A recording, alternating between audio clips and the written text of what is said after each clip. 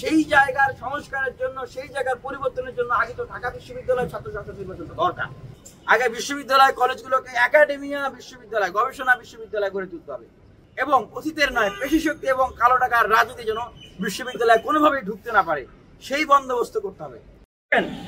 এই যে 18 সালের যে কোটা সংস্কার আন্দোলন, তারপরে ডাকসু নির্বাচন হয়েছে। সেই ডাকসু নির্বাচনের ভিতর দিয়ে যে লিডাররা, তারাই কিন্তু এই সমসাময়িক সময়ে তরুণদের ভিতরে একটা প্রতিভাব এবং বিপ্লবের একটা জাগরণ তৈরি করেছে সমগ্র দেশব্যাপী, যার প্রেক্ষিতে 24 কোটা সংস্কার আন্দোলনের ভিতর দিয়ে কিন্তু ফ্যাসিবাদের পতন হয়ে গেছে। আমরা যে কোটা সংস্কার থেকে রাষ্ট্র সংস্কারের কথা বলছি, এই রাষ্ট্র ব্যবস্থার গুণগত পরিবর্তনের কথা বলছি, যেটার এই পাদপীঠ ঢাকা বিশ্ববিদ্যালয়, যেটার পাদপীঠ এই ঢাকা বিশ্ববিদ্যালয় কেন্দ্রীয় ছাত্র সংসদ। সেই জায়গার সংস্কারের জন্য, সেই জায়গার পরিবর্তনের জন্য আগে তো ঢাকা বিশ্ববিদ্যালয় ছাত্র সংসদ নির্বাচন দরকার।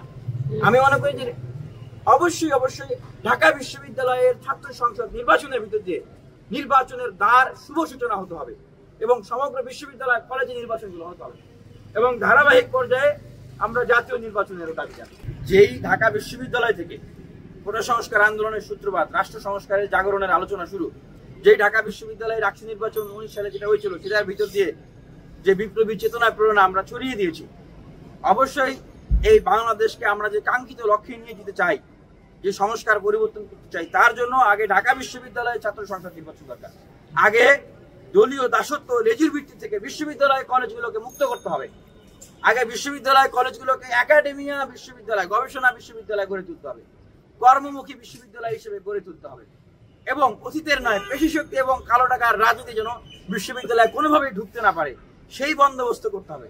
সেই জায়গাটা আগে তারা লাগাতে হবে, তবেই বাংলাদেশে বৃহৎ পরিসরে রাজনৈতিক সংস্কার সম্ভব। কেন বলছি?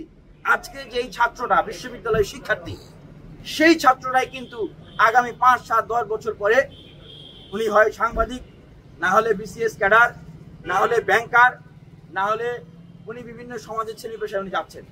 এই বিশ্ববিদ্যালয়ে উনি যে চর্চাটা করেন, এটা কিন্তু যাই সেখানে ইমপ্লিমেন্ট করবেন। আমরা কেন বাংলাদেশের এই ধরনের পরিস্থিতি দেখি? কারণ বিশ্ববিদ্যালয়ে যে ব্যাড রাজনীতি, ব্যাড কালচার যেটা শেখানো হয়, সেটারই কিন্তু ইমপ্লিমেন্টেশন হয় সেই জায়গায়। তো এখানে গোড়ায় সংস্কারটা করতে হবে। বাংলাদেশের আমূল পরিবর্তন এখান থেকেই সম্ভব।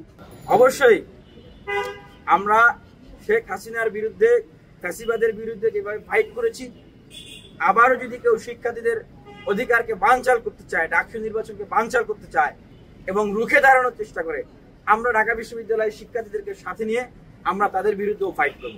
ঢাকা বিশ্ববিদ্যালয়ের শিক্ষার্থীদের যে চাওয়া, ঢাকা বিশ্ববিদ্যালয়ের শিক্ষার্থীদের যে দাবি, আমি মনে করি সেই দাবির বিপরীতে যদি কেউ অনেক শক্তি আছে, আমার অনেক ক্ষমতা আছে, অনেক টাকা আছে, আমার সমগ্র বাংলাদেশ ব্যাপী ওয়ার্ড পর্যায়ে নেতাকর্মী আছে, হ্যাঁ, প্রশাসন থেকে শুরু করে সব জায়গায় আমার লোকজন আছে, এই ধরনের ক্ষমতা মুহে অন্ধ হয়ে যদি কেউ শিক্ষার্থীদের অধিকারকে খর্ব করতে চায়, ক্ষুণ্ণ করতে চায়, তাহলে মনে করবো যে আওয়ামী লীগ যে পথে গেছে, তারাও অদূর ভবিষ্যতে সেই পথেই যাবে।